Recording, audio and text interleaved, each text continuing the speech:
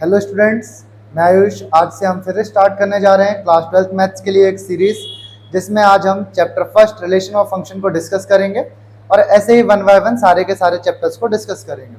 तो हम स्टार्ट करते हैं हमारा फर्स्ट चैप्टर, जो कि है relation and functions.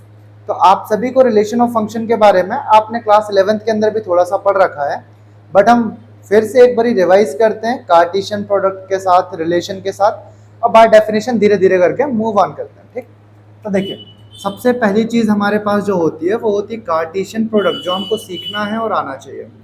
Cartesian products. तो कार्टेशियन प्रोडक्ट क्या होता है? तो कार्टेशियन प्रोडक्ट को हम ऐसे लिख सकते हैं, Cartesian product of two sets. अगर हम किन्हीं दो सेट के कार्टेशियन प्रोडक्ट की बात करें तो इसके पहले हम दो सेट कंसिडर कर लेते हैं। तो एक सेट ए है जिसके अंदर दो एलिमेंट्स हैं ए एंड बी, और एक सेट बी है जिसके अंदर दो एलिमेंट्स हैं 1 और 2। तो देखिए, अगर हम इन दो सेट्स का कार्टेशियन प्रोडक्ट निकालें ए क्रॉस बी, तो इसको हम इस तरीके से लिखेंगे कि पहले जो ये एलिमेंट है ए, ये एलिमेंट किसके साथ जाएगा? इधर के पहले एलिमेंट 1 के साथ। फिर यही एलिमेंट ए इधर चले जाएगा सेकंड एलिमेंट बी के 2 के साथ। और यहाँ पर जो एक एलिमेंट है बी, ये इधर जाएगा 1 के साथ, और इधर का ये एलिमेंट बी जाएगा 2 के साथ। अब और कुछ पॉसिबल नहीं है इधर पर। हमारे कार्टेशियन प्रोडक्ट के अंदर आए 4 एलिमेंट्स, 1 2 3 एंड 4। अब देखिए ये क्या है? ये जो 4 आए हैं ये कहलाते हैं हमारे पास ऑर्डर्ड पेयर्स। इनका नाम ऑर्डर्ड पेयर्स इसलिए है क्योंकि पहली चीज तो ये पेयर्स है, इसके अलावा इनका एक ऑर्डर फिक्स है। ऑर्डर मतलब जैसे पहला जो एलिमेंट है वो पहले वाले सेट से आ रहा है ना? पहला एलिमेंट पहले सेट से, पहला एलिमेंट पहले सेट से, पहला एलिमेंट पहले सेट से, और जो दूसरा एलिमेंट है वो दूसरे सेट से, दूसरा एलिमेंट दूसरे सेट से, दूसरा एलिमेंट दूसरे सेट से। मीन्स यहाँ पर ऑर्डर फिक्स होता है। अगर हम इसी को चेंज करके बी क्रॉस ए कर लें तब क्या हो जाएगा? पहला एलिमेंट इस वाले सेट से आएगा, तो ये इस तरीके से बना सकते हैं 1 कॉमा ए, 1 कॉमा बी, और 2 कॉमा ए और 2 कॉमा बी। अभी भी इसके अंदर आए 4 ही एलिमेंट्स हैं। क्या हुआ है? बस ऑर्डर बदल गया। यहाँ आता है ए कॉमा 1, इधर आया 1 कॉमा ए, इधर था बी कॉमा 1, इधर है 1 कॉमा बी। मतलब जो सेट पहले लिखा होगा उसका एलिमेंट पहले आएगा, जो सेट बाद में लिखा होगा उसका एलिमेंट बाद में आएगा ऑर्डर्ड पेयर के अंदर।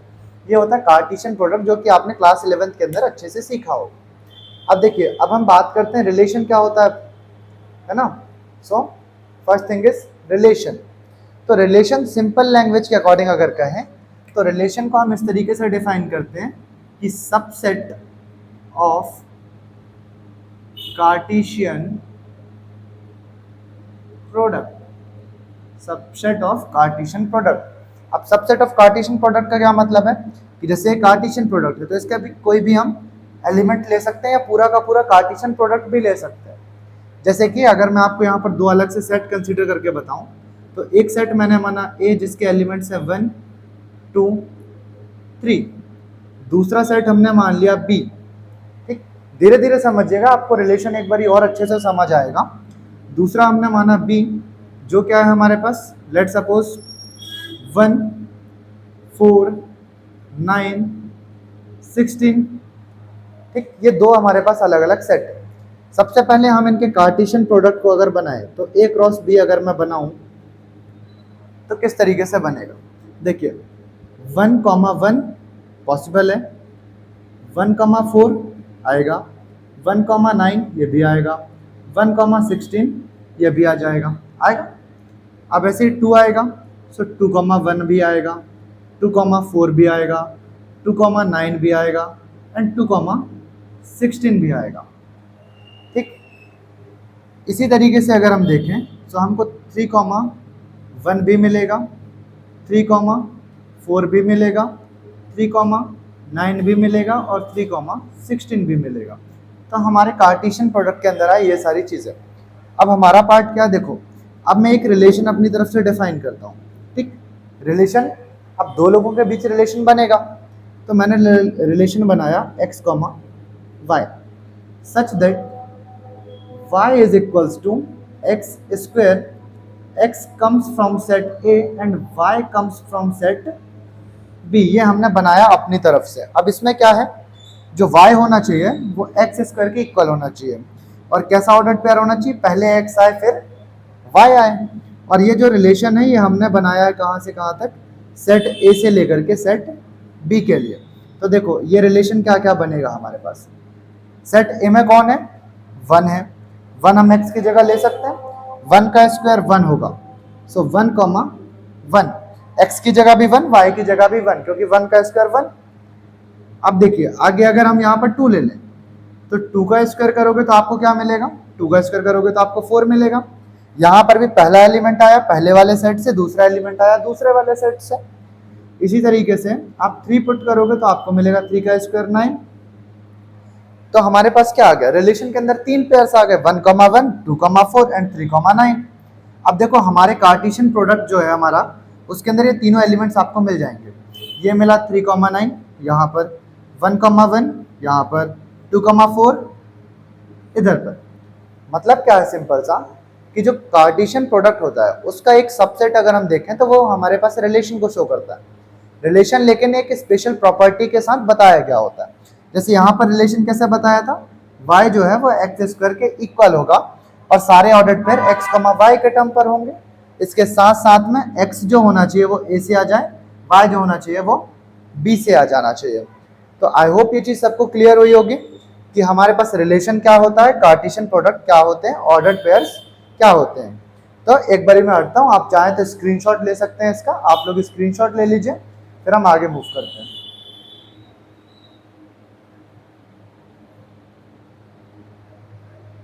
चल आई थिंक आप लोगों ने यहाँ तक नोट कर लिया होगा। अब जो अगली चीज़ हमको सीखनी है वो क्या है, रिलेशन के टाइप्स के बारे में। मतलब हमारा अगला टॉपिक जो होगा वो होगा बेटा टाइप्स ऑफ रिलेशन। ठीक, तो ध्यान से समझिएगा, आपको बहुत अच्छे से समझ आएगा टाइप्स ऑफ रिलेशन क्या होते हैं। सबसे इम्पॉर्टेंट बात जो है ना टाइप्स ऑफ रिलेशन पढ़ने के लिए, कि हमारे पास जो बोर्ड्स में क्वेश्चन आते हैं वो आते भी टाइप्स ऑफ रिलेशन के ऊपर है। तो देखिए यहाँ पर अगला टॉपिक टाइप्स ऑफ रिलेशन।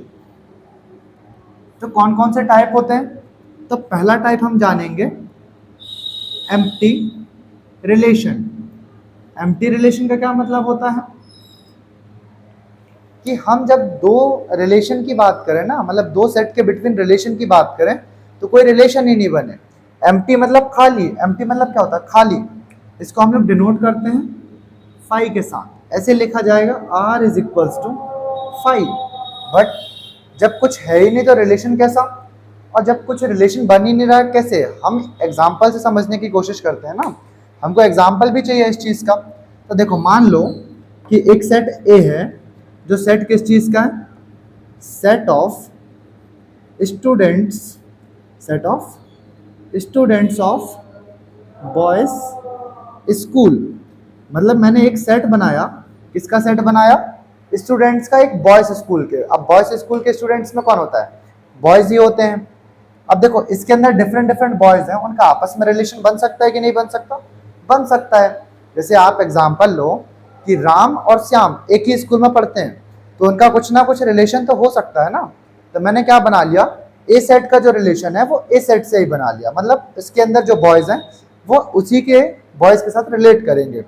तो हमारा जो रिलेशन है वो क्या है, हमने बनाया कि x, y such that x is a sister of y where x, y both belongs to our set A।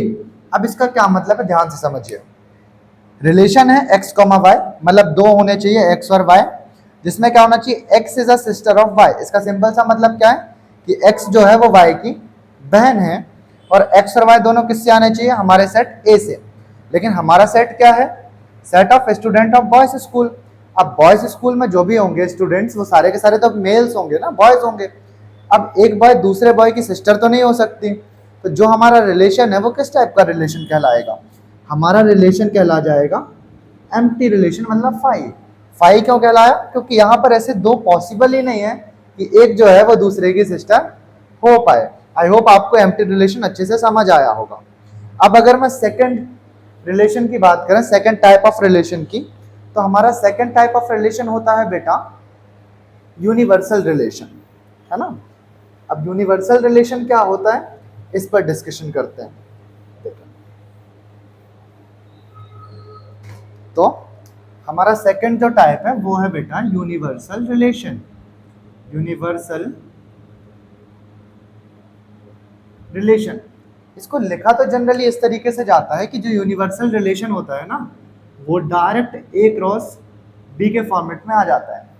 ठीक, ए क्रॉस बी लिख लो, या अगर मैं यहाँ पर ऐसे भी तो फाइंड कर सकता हूँ, ए क्रॉस ए भी लिख सकता हूँ।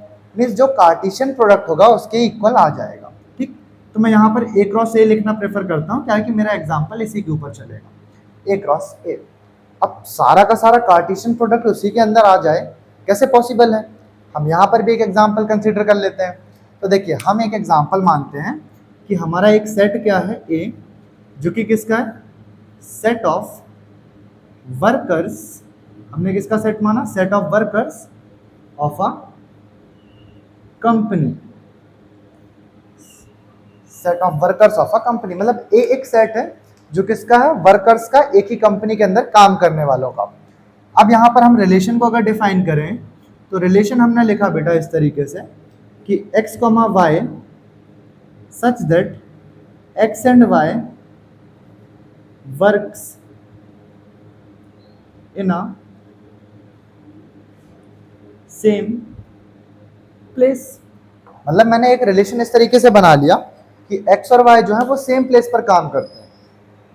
सॉरी, अगर आप यहाँ पर ध्यान दें तो देखिए क्या है, x and y works in a same place, और सेट किसका है, set of workers of a company. अब एक ही कंपनी के लोग हैं तो आप x को लें, y को लें, z को लें, रामू, श्यामू, कामू, किसी को भी ले लें, वो सब एक ही जगह पर तो काम कर रहे हैं, एक ही सेट के एलिमेंट्स हैं और एक ही कंपनी के अंदर वर्क करते हैं।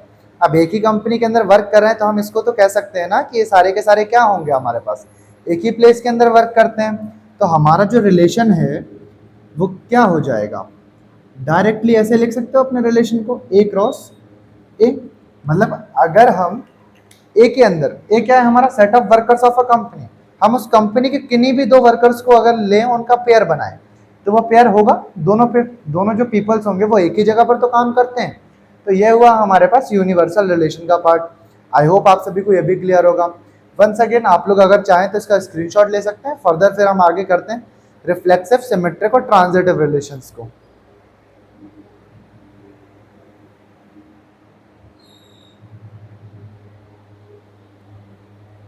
ओके, नाउ आई होप आप लोगों को एम्प्टी रिलेशन और यूनिवर्सल रिलेशन समझ आया होगा। अब हम चलते हैं किसकी तरफ, अगले टाइप ऑफ रिलेशन की तरफ, जो है हमारे पास रिफ्लेक्सिव रिलेशन। देखिए समझिएगा, हमारे सिलेबस के लिए इंपॉर्टेंट, सबसे ज़्यादा इंपॉर्टेंट भी है रिफ्लेक्सिव, सिमेट्रिक और ट्रांजिटिव। सो रिफ्लेक्सिव रिलेशन, तो रिफ्लेक्सिव रिलेशन क्या होता है, तो मान लो हमारा कोई रिलेशन है, ठीक, आर, उसके अंदर इस तरीके का एक पेयर आता है, ए कॉमा ए। ठीक, तो हम क्या लिख देते हैं, ऐसे लिख देते हैं, देखो इसको थोड़ा सा डिफरेंट वे में लिखें। सो ऐसे मानो कि एक सेट ए है हमारे पास, ठीक, एक सेट ए है, इस सेट ए के अंदर ऐसे ढेर सारे एलिमेंट्स हैं। हमने माना कि एक एलिमेंट जो है ए वो बिलोंग करता है किसके अंदर, हमारे सेट को बिलोंग करता है। ध्यान से समझिएगा कि हमने माना एक सेट ए है, इसके अंदर कोई भी एलिमेंट हो सकते हैं, कुछ भी हो सकता है एलिमेंट, हमने एलिमेंट्स नहीं माने, हमने क्या मान लिया, अब एक एलिमेंट अपनी तरफ से हम आर्बिट्रेरी सपोज करते हैं ए है, तो small a belongs to capital A. अब एक रिलेशन अगर बना ले हम, किससे रिलेशन बना ले, रिलेशन ए से ए में बना ले, रिलेशन ए से ए में मतलब सेट ए का रिलेशन सेट ए के साथ। और रिलेशन हमने किस तरह से बनाया, इस तरीके से बना लिया कि उस रिलेशन के अंदर कौन आता है पता है, ए कॉमा ए, और इस तरीके से बहुत सारी चीज़ें आ जाती हैं। तब हम क्या कह सकते हैं कि ए कॉमा ए बिलोंग करता है किसको, हमारे रिलेशन को, then relation is reflexive. I hope आप सभी को समझ आया हो, नहीं आया हो तो एक बार और समझिए कि देखो ये सब चीज़ें अगर आपको बहुत ज़्यादा समझ नहीं आए तो भी आप इतना बेसिकली याद रख सकते हैं कि अगर किसी रिलेशन के अंदर ऐसा कोई ऑर्डर्ड पेयर आए ए कॉमा ए, मतलब ऑर्डर्ड पेयर ऐसा हो कि जिसके दोनों एलिमेंट्स एक जैसे हो, पहला वाला भी और दूसरा वाला भी, तो हमारे पास वो रिलेशन कहला जाता है रिफ्लेक्सिव। अब ऐसा नहीं कि कोई एक आ गया हो, यहां पर एक कंडीशन होती है कि for every A belongs to A, मतलब हमारा जो सेट होगा उसके सारे के सारे एलिमेंट्स खुद के साथ होने चाहिए। जैसे 1,1, 2,2, 3,3, 4,4, जो भी एलिमेंट्स हैं उनका रिलेशन खुद के साथ होना ही होना चाहिए, तो वो कहला जाएगा हमारे पास reflexive relation. The second one is symmetric relation. I hope आप लोग सिमेट्रिक बहुत आसानी से समझ जाएंगे क्योंकि बहुत आसान भी है। तो देखो यहाँ पर क्या है, let a comma b belongs to R. इसका क्या मतलब है, इन्होंने बता करके दिया कि मान लो ए और ए कॉमा बी जो है वो हमारे रिलेशन आर के अंदर आता है, then b comma a also belongs to R. मतलब अगर हमारा रिलेशन जो है वो सिमेट्रिक है ना, तब क्या होगा बेटा कि ए कॉमा बी हमारे रिलेशन के अंदर आएगा तो बी कॉमा ए भी उसके साथ साथ हमारे रिलेशन के अंदर आ जाएगा। अगर इस तरीके का हमारे रिलेशन के अंदर आया तो हम कहेंगे कि वो सिमेट्रिक है, और नहीं आया तो कहेंगे सिमेट्रिक नहीं है। ठीक, अब हम लोग चलते हैं अगले वाले की तरफ। अगला वाला क्या है हमारे पास, अगला होगा transitive relations. Transitive relations, transitive क्या होता है, देखिए यहां पर हमने क्या माना, ए और ए एक साथ आया, यहां ए बी आता है तो बी ए आना चाहिए। अब यहां पर सपोज करें कि let a comma b belongs to R, मतलब हमारे रिलेशन के अंदर एक order pair a comma b तो आ गया, ठीक। B comma c belongs to R, हमने दो ऑर्डर पेयर माने, ए कॉमा बी भी हमारे रिलेशन के अंदर है और बी कॉमा सी भी हमारे रिलेशन के अंदर है। देन ए कॉमा सी भी हमारे रिलेशन के अंदर होना ही होना चाहिए। अगर ऐसी कंडीशन बनेगी तब हम क्या कहेंगे कि रिलेशन जो है वो हमारा ट्रांजिटिव है। मीन्स अगर ये दो कंडीशंस हैं तो ये कंडीशन भी होनी चाहिए, मतलब ए बी अगर आता है और बी सी भी आता है तब ए सी आना ही आना चाहिए, तो हम कह सकते हैं कि हमारा रिलेशन कहलाएगा ट्रांजिटिव रिलेशन। आई थिंक आप सभी को ये सब समझ आ रहा होगा। इसके अलावा अब हमारे पास अगला है और लास्ट टाइप है हमारे सिलेबस के अकॉर्डिंग, इक्विवेलेंस। इक्विवेलेंस रिलेशन क्या होता है, तो इक्विवेलेंस बहुत आसान है और बहुत इंपॉर्टेंट है, आपको मेजरली क्वेश्चंस बोर्ड के अंदर इसी के मिलेंगे। तो if a relation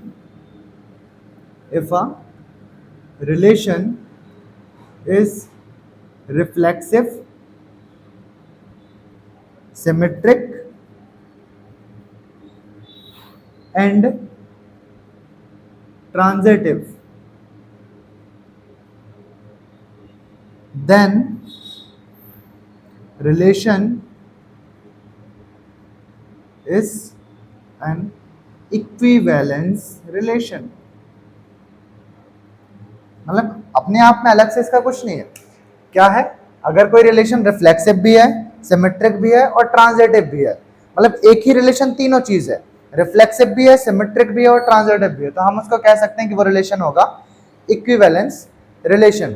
I hope you all get it. अब हम इसके बाद कुछ क्वेश्चंस को सॉल्व करते हैं। तो ये है इस पूरा का पूरा टाइप्स ऑफ रिलेशन का पार्ट, इसका आप अगेन चाहे तो स्क्रीनशॉट ले लें। इसके बाद मैं आपको कुछ क्वेश्चंस कराता हूं हमारे सिलेबस के।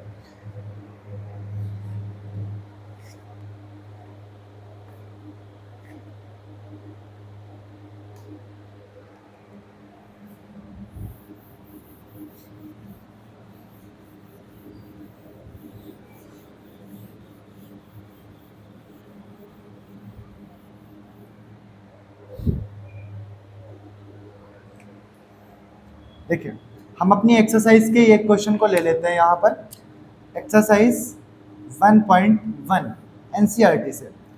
तो पहले के अंदर गिवन है एक सेट ए है जिसके अंदर एलिमेंट है 1 2 3 4 टिल 13 एंड 14, ऐसे हमारे पास एलिमेंट्स है। आगे बताया गया है कि रिलेशन जो है वो सेट ए से लेकर के सेट ए में बनता है।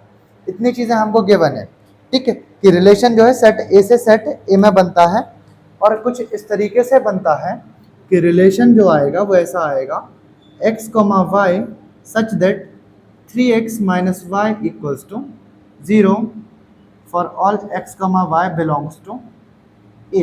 ये हमारा पार्ट हो गया बेटा, इतना हमारा क्वेश्चन है। मैं क्वेश्चंस को फुल डिटेल में तो नहीं लिख सकता हूँ, लेकिन मैं आपको सिंपली बता देता हूँ क्या क्या गिवन है और क्या क्या हमको फाइंड करना है। नाउ हमें करना क्या है, हमको चेक करना है कि ये जो रिलेशन है ये रिफ्लेक्सिव, सिमेट्रिक और ट्रांजिटिव है या नहीं है। तो देखिए बड़ा ही आसान सा होगा ये।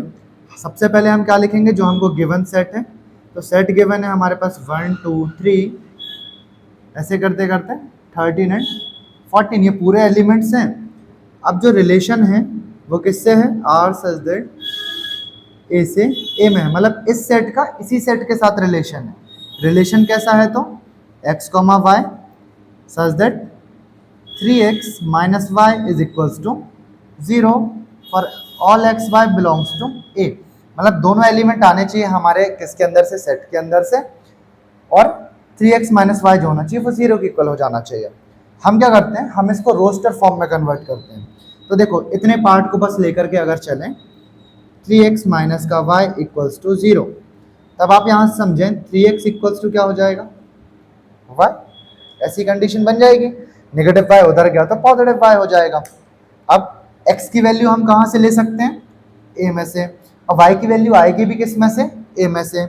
तो अगर हम x की जगह पर क्या ले लें, देखो मैं यहाँ पर सेट का रोस्टर फॉर्म बनाते चलता हूँ।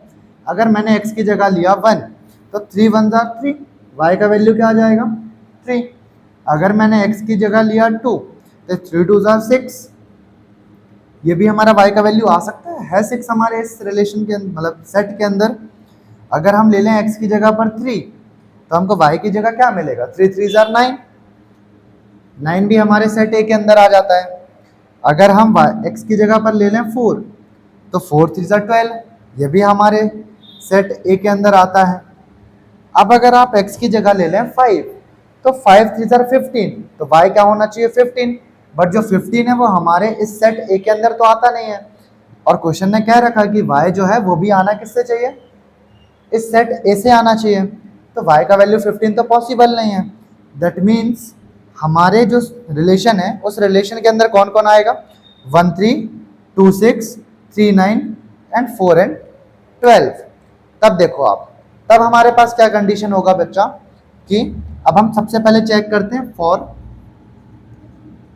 रिफ्लेक्सिव। देखिए हम सबसे पहले चेक कर लेते हैं फॉर रिफ्लेक्सिव। तब देखो यहाँ पर हियर 1 बिलोंग्स टू ए, जो 1 एलिमेंट है वो हमारे सेट ए के अंदर तो आता है, but 1 comma 1 doesn't belongs to are.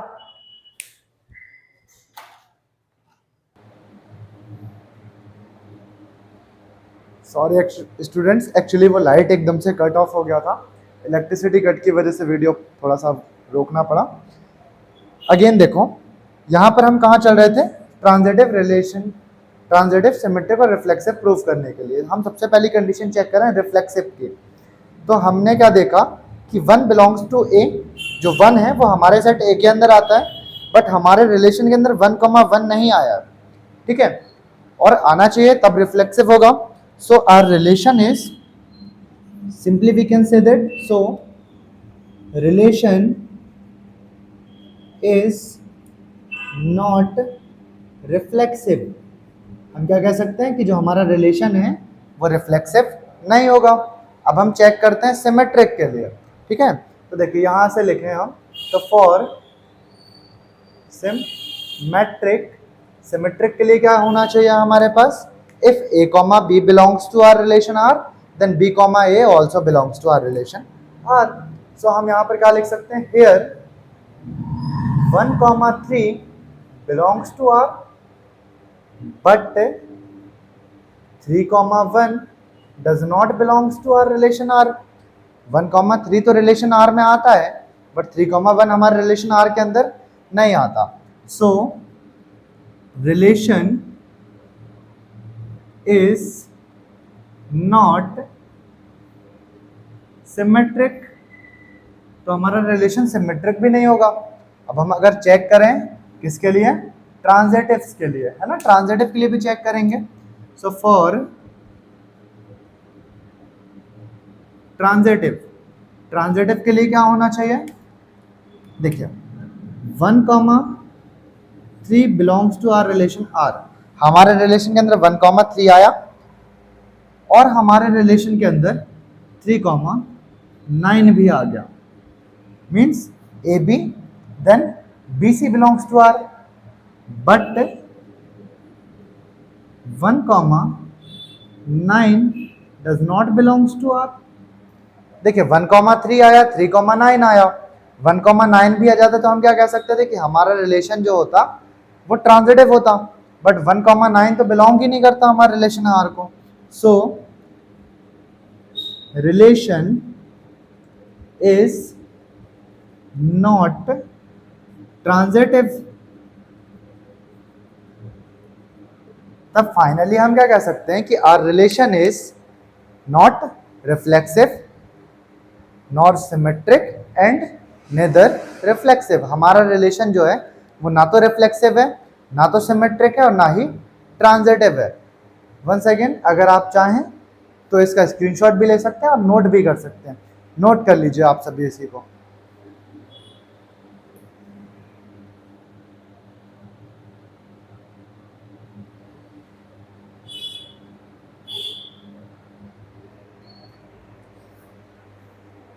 I think आप सभी ने स्क्रीनशॉट ले लिया होगा, स्क्रीनशॉट ले लीजिए, बाद में लिख लीजिएगा वरना वीडियो काफ़ी लंबा हो जाएगा।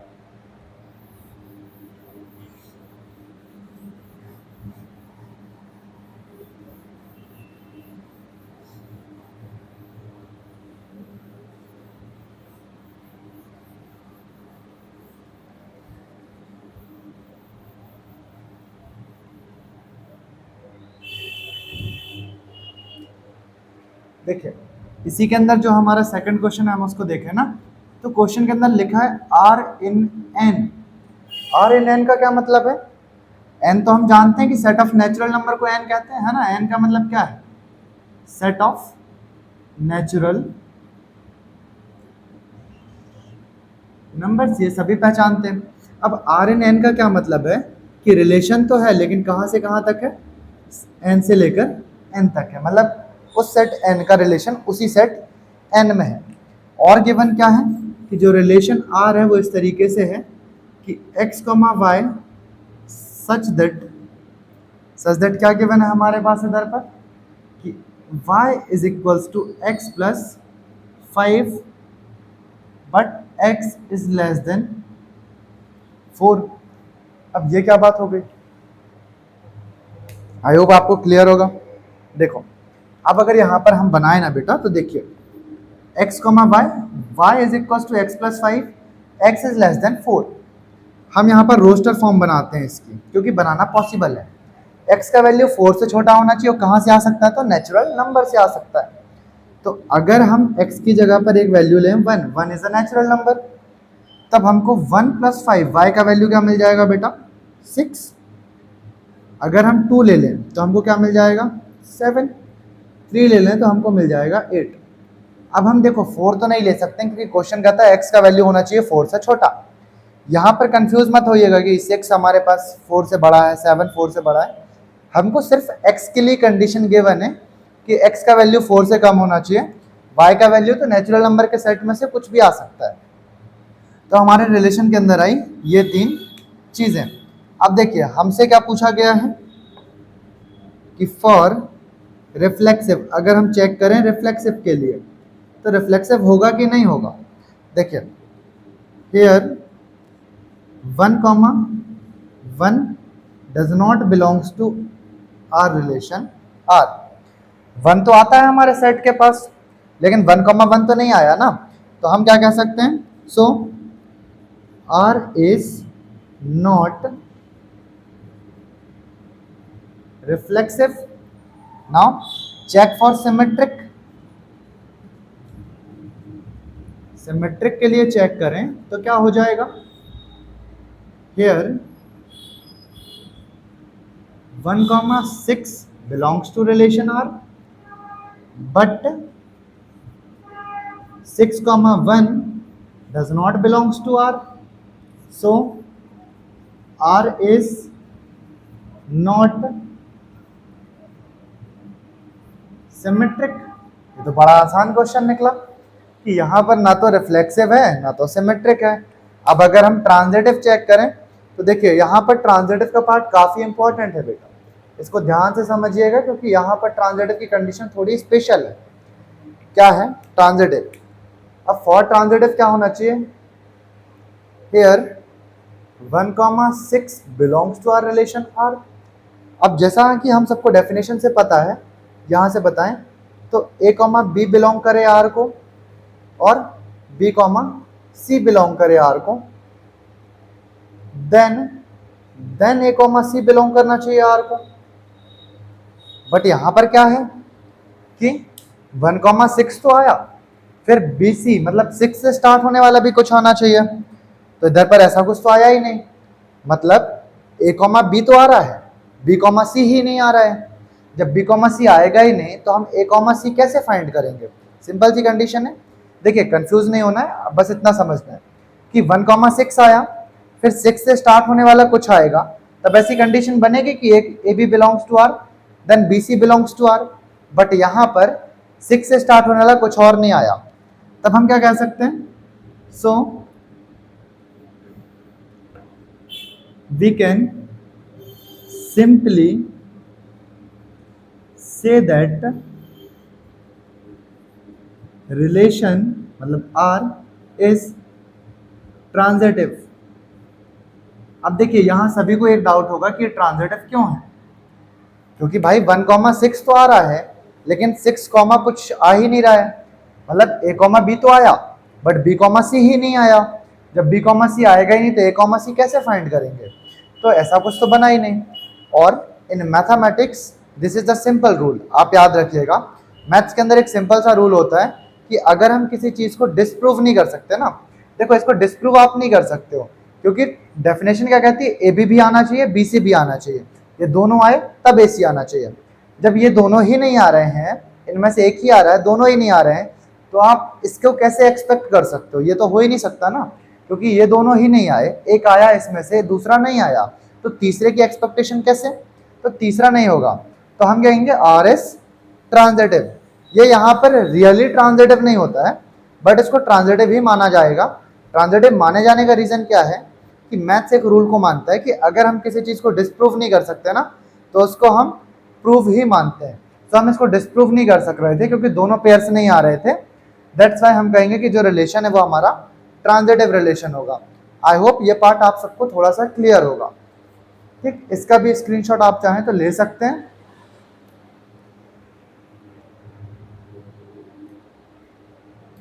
इसके बाद यहाँ पर दो हमने रिलेशंस के बारे में देखा, दो क्वेश्चंस को देखा जहां पर हमने रोस्टर फॉर्म बना लिए, बट कुछ ऐसे भी तो रिलेशन होंगे जहां पर रोस्टर फॉर्म नहीं बन पाएगा। अब एक क्वेश्चन हम उसका भी देखते हैं कि जहां पर रोस्टर फॉर्म नहीं बनेगा तब कैसे करेंगे।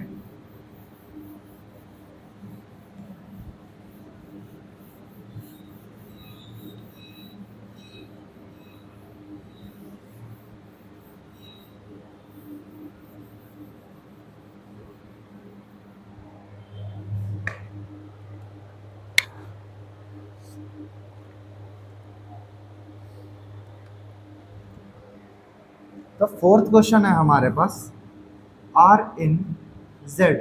जेड क्या होता है बेटा? जेड होता है सेट ऑफ इंटीजर्स। ठीक, सेट ऑफ इंटीजर्स। अब इसका क्या मतलब है? आर इन जेड का मतलब रिलेशन है किसका? जेड से।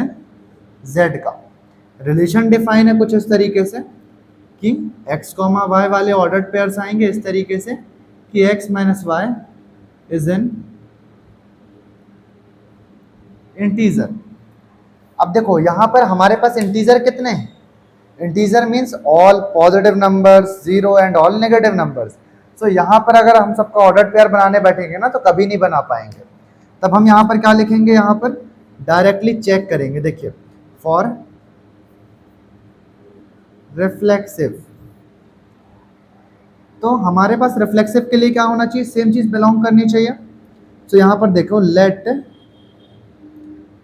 ए बिलोंग्स टू जेड। मैंने क्या मान लिया? ए बिलोंग करता है जेड को। तब हमारे हिसाब से ए कॉमा ए बिलोंग करना चाहिए क्या हमारे रिलेशन आर को? करना चाहिए। और सिंपली देखें रिलेशन क्या कहता है, पहला वाला x दूसरा वाला y, दोनों का डिफरेंस क्या हो जाए, एक इंटीजर हो जाए। अब हमें यहाँ से पता है कि a माइनस ए, क्योंकि x की जगह पर भी है y की जगह पर भी है, a माइनस ए क्या होगा, 0, and 0 is an integer. So a comma a definitely belongs to R. हमारे रिलेशन के अंदर डेफिनेटली आएगा ही आएगा, है ना। So relation is reflexive. देखिए यहाँ ऑर्डर्ड पेयर नहीं बना पाए हम। ऑर्डर्ड पेयर नहीं बना पाए का मतलब क्या है कि रोस्टर फॉर्म पर नहीं लिख पाए हम, लेकिन हमने क्या सपोज किया कि ए कोई एक इंटीजर है जो z के अंदर आता है। अब रिफ्लेक्सिव के लिए a कॉमा ए होना चाहिए, मतलब x की जगह पर भी a हो जाए और y की जगह पर भी a हो जाए। तो हमने दोनों जगह पर a पुट करके देखा। अब कंडीशन के अकॉर्डिंग x माइनस वाई क्या होना चाहिए, एक इंटीजर। हमने a में से a को माइनस किया तो हमको 0 मिला, और वी नो दैट कि 0 इज एन इंटीजर। अब अगर 0 एक इंटीजर है बेटा, तब हम क्या कह सकते हैं कि हमारा रिलेशन क्या हो जाएगा, रिफ्लेक्सिव, क्योंकि दोनों a और a आ सकता है। अब हम चेक करते हैं किसके लिए, अब हम चेक करते हैं फॉर सिमेट्रिक। ठीक है। अब देखिए यहां पर अगर आप समझें, पहली कंडीशन क्या होती है, a कॉमा बी बिलोंग करता है आर को, ये तो गिवन ही होता है। तो लेट a कॉमा बी दोनों आते हैं किसके अंदर, सेट ऑफ इंटीजर्स के अंदर, and a comma b belong करता है आर को। इसका क्या मतलब है कि a minus b is equals to, let suppose कुछ भी आता हो, c मान लेते हैं, है ना।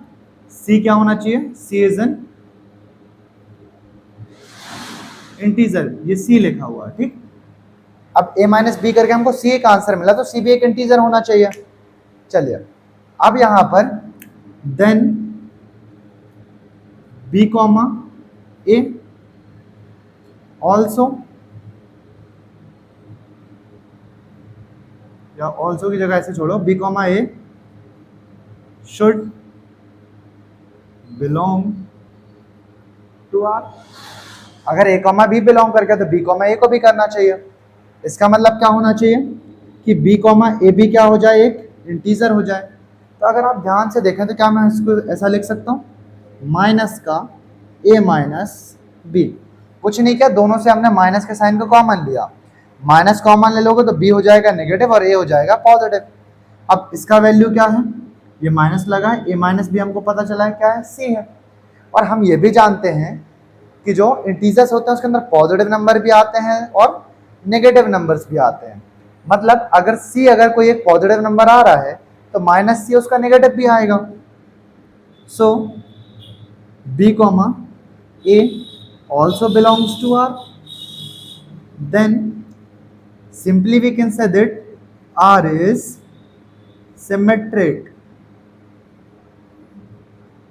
ठीक है, आई होप ये सब समझ गए होंगे कि हमारे पास R जो है वो रिफ्लेक्सिव भी है और R जो है वो सिमेट्रिक भी है। अब ट्रांजिटिव का पार्ट बताने के लिए मैं इस रिफ्लेक्सिव वाले पार्ट को रफ कर लेता हूँ, इसके बाद मैं आपको बताता हूँ कि ट्रांजिटिव कैसे होगा और कैसे नहीं होगा। ठीक, देखिए अब इसके नीचे ही लिख देता हूं इधर से, फॉर